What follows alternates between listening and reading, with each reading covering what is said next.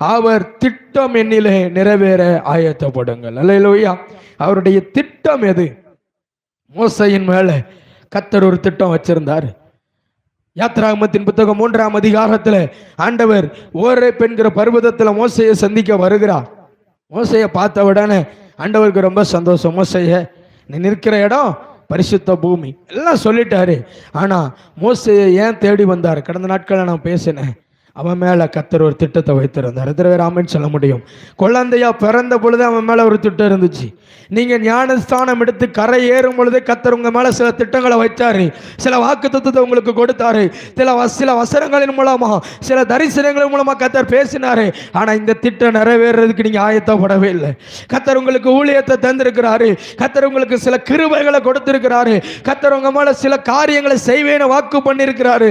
அந்த திட்டம் நிறைவேறதுக்கு ஆயத்தப்படலை. உலக திட்டத்தை நிறைவேற்றுறதுக்கு, உலக காரியத்தை நிறைவேற்றுறதுக்கு இன்னைக்கு ஆயத்தப்பட்டுக்கிட்டே இருக்கும். மோசே தேவனுடைய வீட்டில் எங்கும் உண்மை இல்லவன் என்பதை அவர் அறிந்துதான் அவர் ஓரேப்புங்கிற பர்வதத்தில் மோசையை அவர் சந்தித்தார்.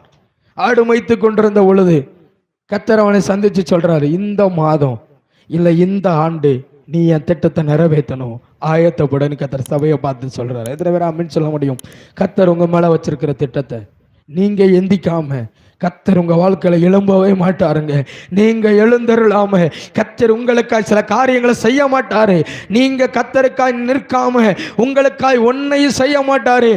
எலியா ஒரு கையளவு மேகத்தை பார்க்கணும்னா கர்மேல் பர்வதத்துல அவன் தேவனிடத்துல கருத்தாய் ஜெபித்தா, ஒரு கர்மலையில அவன் நிற்கும் பொழுது கர்மலையின் மேகத்தை அவன் கண்ணு காணும். ஒரு சின்ன மேகம் போதும் என்னுடைய குறைகள் எல்லாம் நிறைவாக்குகிறதற்கு கர்த்தர் திட்டத்தில் நான் வந்து நிற்கணும். எத்தனை பேர் ஆமென் சொல்ல முடியும்? சிதமர அலைய சொல்லுங்களேன். நல்ல கையை உயர்த்தி ஒரு அலைய சொல்லுவோம். நான் சொல்லுவேன், சூழ்நிலை சீரும். ஆனா அந்த சூழ்நிலையின் நடுவில் அவர் தன்னை ஹீரோவாக வெளிப்படுத்துகிறார். எத்தனை பேருக்கு நான் சொல்றது புரியுது? அல்லேலூயா. எனக்கு ஒன்றும் இல்லைங்க, நான் ஹீரோ தான். ஆனால் என்னிலே அவர் ஹீரோவாய் வெளிப்பட விரும்புகிறார். என் சூழ்நிலை ஹீரோ தான், அந்த திட்டத்தை நிறைவேற்றுறதுக்கு நான் ஹீரோ தான். என் மேல கர்த்தர் வச்சிருக்கிற அபிஷேகத்திற்கு நான் ஹீரோ தான். ஆனால் அவர் என் மேல வச்சிருக்கிற தயவு, அவர் என்னிடத்தில் அவர் தன்னை ஹீரோவா வெளிப்படுத்துறார். எத்தனை பேர் ஆமென் சொல்ல முடியும்? அப்ப சபையை பார்த்து கர்த்தர் சொல்றாரு, நீங்க உங்க மேல கர்த்தர் வைத்த திட்டம் நிறைவேற ஆயத்தப்படுங்க. ரெடி? இது காலம், இனி காலம் செல்லாது. ஆண்டவரே நான் நாளைக்கு பார்த்துக்கிறேன், நாளைக்கு நான் செய்கிறேன், நாளைக்கு செய்கிறேன், நாளானைக்கு செய்கிறேன், அடுத்த மாதம் பண்றேன், அடுத்த வருஷம் பண்றேன். இல்லைங்க, கர்த்தர் இந்த மாதம் இந்த வாரம் உங்கள்கிட்ட பேசினார்னா கட்டாயமா நீங்க அந்த திட்டத்தில் இணைந்து கொள்ளுங்கள். தேவன் உங்க மேல வச்ச திட்டத்தில் அவர் ஆயத்தப்பட கர்த்தர் விரும்புகிறார். சபையே, அன்பு வாலிப தம்பி தங்கச்சி, வேலை பார்த்து நான் பல காரியங்களை சம்பாதிச்சு என் கடனெல்லாம் தலையில மாத்திருவேன்னு சொல்லி நீ செஞ்சு 10 வருஷம் ஆச்சு, ஆனா ஒன்றும் மாறல. நான் சொல்லுவேன், நான் வேலை பார்த்து நான் இடைவிடாம வேலை பார்த்து நான் தலையில மாத்திருவேன். 10 வருஷம் வேலை பார்த்து மாத்தாதத இனி ஒரு 10 வருஷம் வேலை செய்து மாற்ற போகிறது இல்லை. ஏன்னா சூழ்நிலை அனுதினமும் மாறிக்கொண்டே இருக்கும். கடந்த 10 ஆண்டுக்கு விருந்த நீங்க சூழ்நிலை வேற, இனி நீங்க 10 ஆண்டுக்கு பின்னாடி இருக்க போற சூழ்நிலை வேற. ஆகையினால தேவனுக்கு உங்க திட்டத்துல வந்து நில்லுங்க. சபையே, சில பேருக்கு ஜெபிக்கிறதுக்கு கர்த்தர் சபையில வைத்திருக்கிறார். சில பேரை தீர்க்க தரிசனத்துக்கு கர்த்தர் சபையில வைத்திருக்கிறார். சில பேரை கர்த்தர் தேவ சமூகத்தில் ஊழியம் செய்ய வைத்திருக்கிறார். சில பேரை கர்த்தருக்கா எழும்பி பிரகாசிக்க கர்த்தர் வைத்திருக்கிறார். அலங்கார வாசலில் ஒருத்தன் வந்து உட்கார்ந்தான். அவன் பிறவியே யாரு? சப்பானி. பிறடையே அவனுக்கு என்னதான்? சப்பானி. கைகாலெல்லாம் சூம்பிட்டு. அந்த வசனத்தை தியானிக்கும் போதுல ஒரு வசனம், ஒரு வார்த்தை அங்க இருக்கு. அவன் கை கால்கள் என்ன பண்ணிச்சான்? பலனடைந்ததுன்னு சொல்லப்பட்டிருக்கு. இப்போ நான் கொஞ்சம் சின்ன கற்பனை பண்ணி பார்த்தேன். பிறந்ததுலேருந்தே ஒருத்தன் நடக்கலைன்னா அவன் கால் எப்படி இருக்கும்? தொடைக்கு கீழே ஒரு சிக்கன் லென்ஸ் மாதிரி அது பலப்பட்டுச்சுன்னா எப்படி இருக்கும்? பேதுரு யோவானும் பார்த்து கொண்டிருக்க அந்த சூமின கால்கள் என்ன பண்ணுது? விரிந்து ஒரு நல்ல பலனுள்ள காலாக மாறுது. அதனால தான் சொல்லப்பட்டிருக்கு, பார்க்குறவன் சொல்கிறான் அவன் கால் பலன் அடைந்தது என்று சொல்லி. அல்லேலூயா. என்ன கேட்குற அன்பான தேவ சபையே, இன்னைக்கு நீங்கள் நிற்க வேண்டிய இடத்துல சரியாக நின்னீங்கன்னா, கர்த்தருடைய திட்டத்தில் சரியாக வந்து நின்னீங்கன்னா, நான் விசுவாசிக்கிறேன் உங்களுடைய குடும்பங்களில் சூம்பி போனவைகள், குறைவாக இருக்கிறவைகள், ஒன்றும் இல்லைன்னு சொல்கிற இடத்துல உங்கள் கண்ணு கண்கள் பார்த்து கொண்டிருக்கிறவே அது பலனடைய கர்த்தர் செய்வா. உங்கள் கண்கள் பார்த்து கொண்டிருக்கத்தக்கவே தேவ செயல் நிற்க வேண்டிய இடத்துல வந்து ஆயத்தப்பட்டு நிக்கணும். சும்மா கடமைக்கு போய் நிக்க கூடாது. சும்மா கடமைக்கு போய் நிக்க கூடாது. ஆயத்தப்பட்டு நிக்கணும்.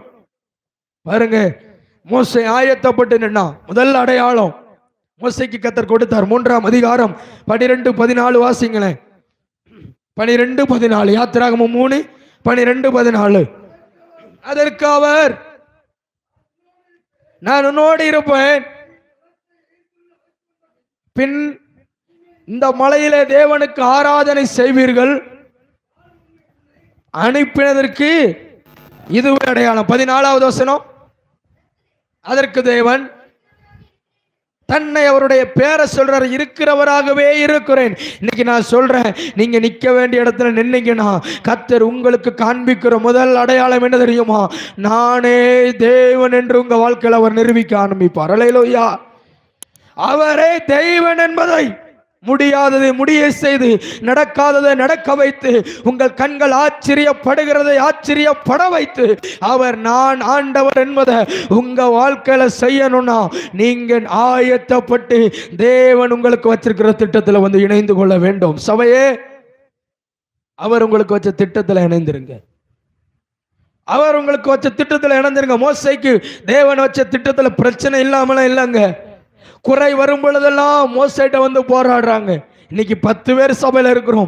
10 பேர் ஒவ்வொரு கேள்வி கேட்டாலே நம்மளால என்ன பண்ண முடியல, ஊழியருக்கு பதில் சொல்ல முடியல. குழப்பம், பிரச்சனை, சபையில் போராட்டம், ஒரு மனது இல்லை, அங்கங்கே பல பிரச்சனை.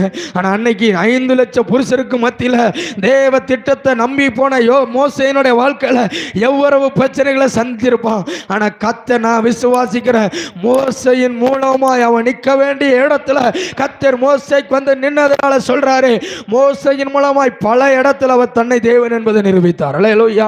அந்த நாட்களில் போதகர் பேசினார். தலைமை போதகர் ஒரு பக்தர் இப்படியாய் பாடினாராம். அவர் நடக்கும் பொழுது அந்த இடம் காடு, ஆனா நடந்து திரும்பி பார்த்தா அது பாதை. எத்தனை பேருக்கு நான் சொல்றது புரியுது? அல்லேலூயா. நீங்க நடக்கும் பொழுது அந்த பாதை காடாதான் இருக்கும், ஆனா நீங்க நடந்து போன பாதையில உங்கள் தலைமுறைகள், உங்கள் சந்ததி நடக்கும் பொழுது அது ஒரு பாதையாய் கர்த்தர் உண்டு பண்ணணும்னா நீங்க முதலாவது நிற்க வேண்டிய இடத்துல சரியாய் நின்று, நீங்கள் தேவ சமூகத்தில் அர்ப்பணிக்க வேண்டிய இடத்துல சரியாய் அர்ப்பணித்து, வாக்குத்தத்தத்தை சுதந்தரித்து அவர் திட்டத்தில் நின்னா, ஆயத்தப்பட்டா, நான் சொல்றேங்க, அறியாத பாதையில கர்த்தர் நம்ம சந்ததியை நடத்துவார். அல்லேலூயா. அவர் சொன்னதை நிறைவேற்றும் வரைக்கும் யாக்கோபை கைவிடல. அவர் சொன்னதை நிறைவேறுகிற வரைக்கும் யோசேப்பை கைவிடல. அவர் சொன்னதை நிறைவேறுகிற வரைக்கும் பேதுருவை கைவிடல. கர்த்தர் நடத்தினது போல இன்னைக்கு சபையை நடத்த ஆயத்தமாகிறார். சபையே, அவர் உங்களை நடத்த ஆயத்தமாகிவிட்டார். நீங்கள் அவரோடு கூட நடக்க ஆயத்தப்படுங்கள். வாக்குத்தத்தம் நிறைவேற ஆயத்தப்படுங்கள். திட்டம் நிறைவேற ஆயத்தப்படுங்கள்.